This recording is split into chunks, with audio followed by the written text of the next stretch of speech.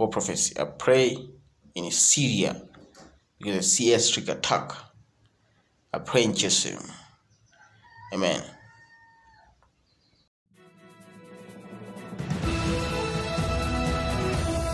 TV7 Israel News is made possible thanks to your generous donations. Shalom, good evening. This is TV7 Israel News broadcast to you from Jerusalem. And in today's top stories, unidentified aircraft conduct heavy bombardments against Iranian and Syrian targets on Syria's side of the border with Iraq. Heavy bombardments were reported overnight on the outskirts of Syria's Deir ez-Zor city, as well as multiple targets in the area of Al-Mayadin and Al-Bukamal, which are all situated on the country's eastern border region with Iraq.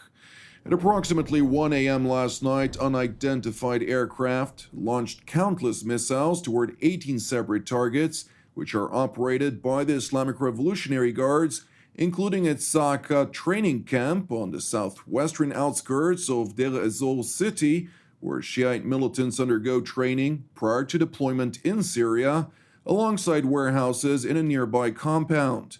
In tandem, warehouses and other installations which are guarded by the Lebanese Hezbollah and Afghan Liwa Fatimiyun militias were also struck near the town of Al-Mayadin and in a desert region surrounding the Syrian-Iraqi border city of Al-Bukamal.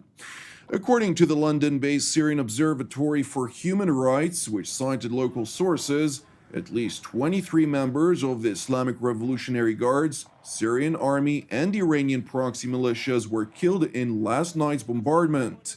It further mentioned that significant material damage was caused to military infrastructure, and that for an extensive period of time after the bombardment, loud explosions were heard due to the explosion of ammunition in the targeted positions.